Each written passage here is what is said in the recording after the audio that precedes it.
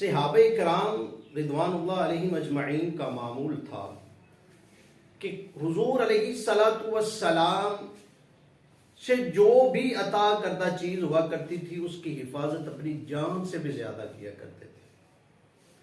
اپنی جان کی پرواہ سے زیادہ حضور صلی اللہ علیہ وسلم کی عطا کردہ چیزوں کی حفاظت کیا کرتے تھے.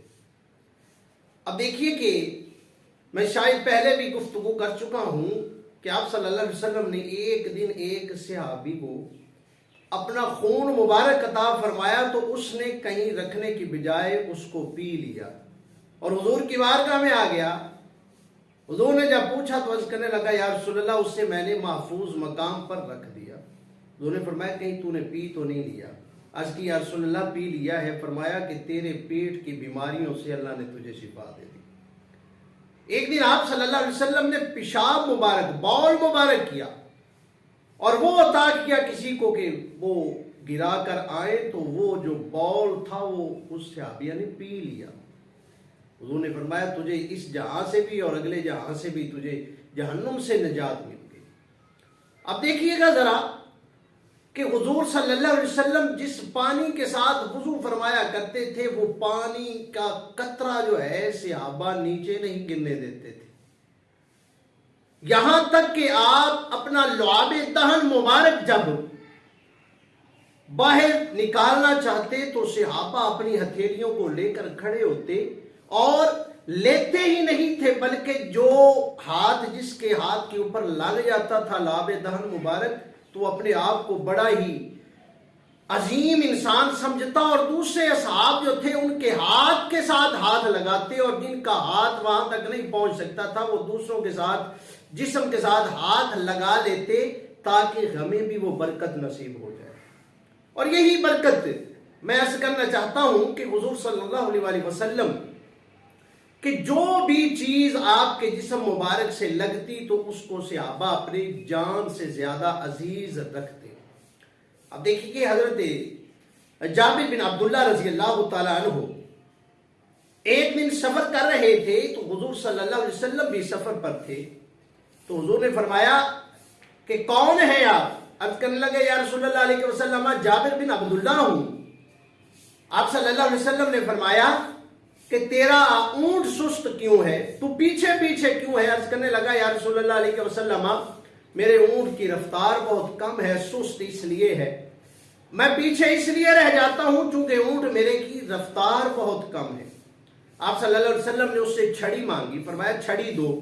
جب اس نے چھڑی پیش کی حضور کی بارگاہ میں تو حضور صلی اللہ علیہ وسلم نے اس اونٹ کو اس چھڑی کے ساتھ مارا اور تھوڑا سا اسے ڈانٹا تو وہ اونٹ جو تھا سارے اونٹوں سے آگے نکلتا ہوا جا رہا تھا. اب جس وقت یہ کام ہوا تو حضور صلی اللہ علیہ وسلم نے فرمایا کہ اونٹ مجھے بیچو گے؟ عرض کی یا رسول اللہ میں بھی آپ کا ہوں اور یہ اونٹ بھی آپ کا ہے آقا. حضور نے فرمایا نہیں میں خریدنا چاہتا ہوں. اور آپ صلی اللہ علیہ وسلم نے فرمایا کہ میں خریدنا چاہتا ہوں تو حضرت جابر بن عبداللہ رضی اللہ تعالیٰ عنہ نے عرض کی یا رسول اللہ جیسے آپ حکم فرمائیں.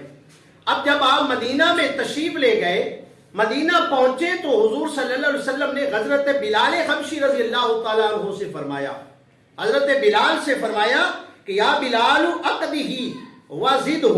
فرمایا کہ اے بلال جابر کو اس کی قیمت دو اور اس میں زیادتی کرو. یعنی کہ جو قیمت ہم نے طے کی تھی 4 دینار وہ نہیں بلکہ اور بھی عطا کر دو. آج ہماری کیا کنڈیشن ہے کہ اگر ہمارے پاس کوئی مجبور آ جائے تو ہم اس کا ناجائز فائدہ بھی اٹھاتے ہیں اور اس کا مال و زر جو ہے اس پہ اپنی گندی نظر جما کے بیٹھ جاتے ہیں. لیکن حضور کی سیرت طیبہ سے ہمیں یہ مل رہا ہے کہ کسی کی مجبوری کا ناجائز فائدہ نہ اٹھایا جائے. آپ صلی اللہ علیہ وسلم نے حضرت بلال کو حکم دیا.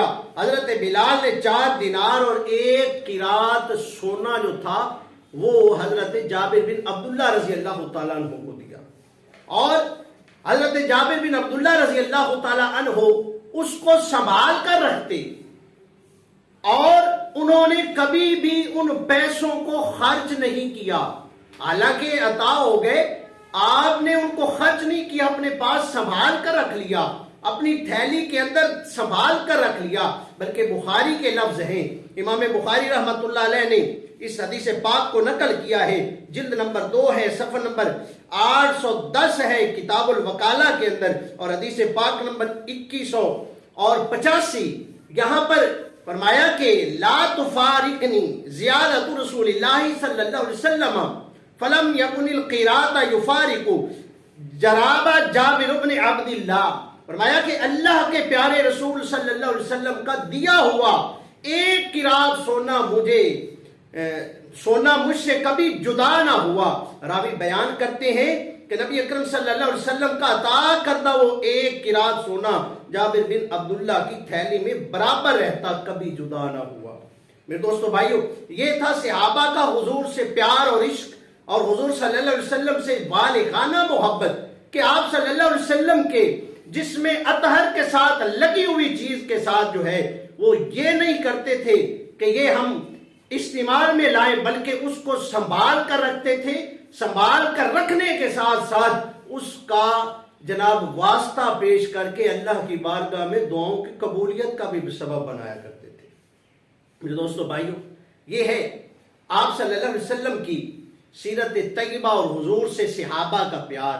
تو ہمیں بھی آپ صلی اللہ علیہ وسلم کی محبت اور سیرت کے ساتھ محبت کرتے ہوئے آپ صلی اللہ علیہ وسلم نے جو ہمیں شریعت، جو ہمیں دین، جو ہمیں اسلام عطا فرمایا، ہمیں بھی اس کی حفاظت کرنی چاہیے، اور ہمیں بھی اس کے اوپر عمل پیرا ہونا چاہیے، اور صحیح طریقے کے ساتھ جیسے اللہ اور اس کے رسول کے احکامات ہیں ہمیں ان پہ مکمل طور پر کاربند ہو کے اس طریقے کے ساتھ زندگی بسر کرنی چاہیے۔